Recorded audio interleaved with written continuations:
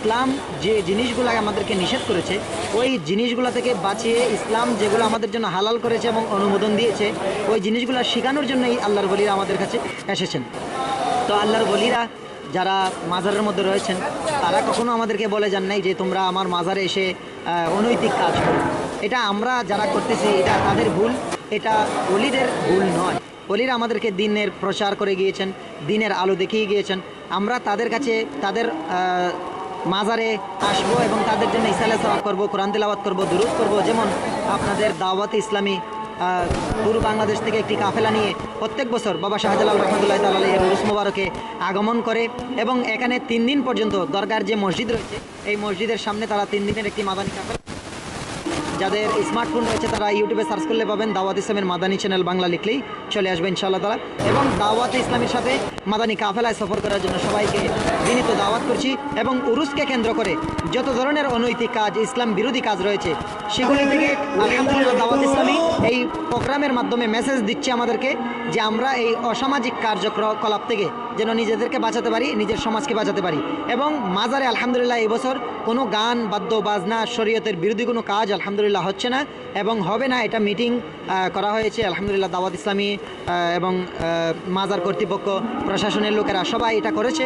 আমি আপনাদের সবাইকে আহ্বান করব সংক্ষিপ্ত তাসুরাত দেবেন আমাদের দাওয়াত ইসলামীর মৌলভীবাজার জেলার যিনি সভাপতি রয়েছেন জুনাইদ আত্তারি, ওনাকে সংক্ষিপ্ত মাজারের উরুসের বিষয়ে একটু বলার। আসসালামু আলাইকুম রহমতুল্লাহি ওয়া বারাকাতুহু। আমি যারা সোশ্যাল মিডিয়ার মাধ্যমে দর্শক শ্রোতা দেখতেছেন, আমি আপনাদের কাছে একটা প্রশ্ন করি।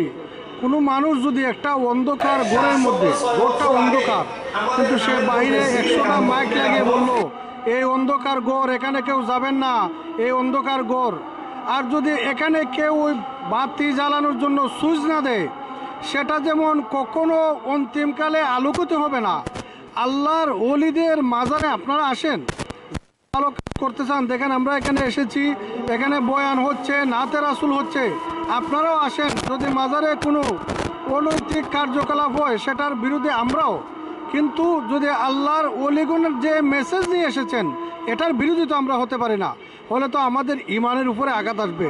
দেখেন শাহজালাল ইয়ামানি রহমতুল্লাহ ওনার বাড়ি ঘর সব কিছু ছেড়ে সুদূর ইয়ামেন থেকে, ওই তখনকার জামানায় গাড়ি ছিল না, বিমান ছিল না, এত কষ্ট করে আমাদের নামের আগে শ্রী ছিল সেটাকে কাটিয়ে আমাদের নামের আগে মোহাম্মদ লাগিয়েছেন। আমরা মুসলমান হয়েছি, কালেমার মতো নিয়ামত পেয়েছি, আখেরি জামানার নবীর উম্মত হয়েছি ইনাদের মাধ্যমে। ইনাদের শুকরিয়া আদায় করা দরকার। একটা হাদিসে পাক আমার মনে পড়ে গেল, হাদিসে পাকে এসেছে যে বান্দার শুকরিয়া আদায় করে না সে রবেরও শুকরিয়া আদায় করে না। অতএব শাহজালাল ইয়ামানি রহমতুল্লাহ উনি আমাদেরকে কালেমা এনে দিয়েছেন, এটার জন্য আমরা শুকরিয়া আদায়তে প্রত্যেক বছর আলহামদুলিল্লাহ এভাবে উরুসে পাকের মধ্যে আমরা হাজির হই। এবং এইখানের মধ্যে কী কার্যকলাপ চলে আপনারা আসলে দেখতে পারবেন।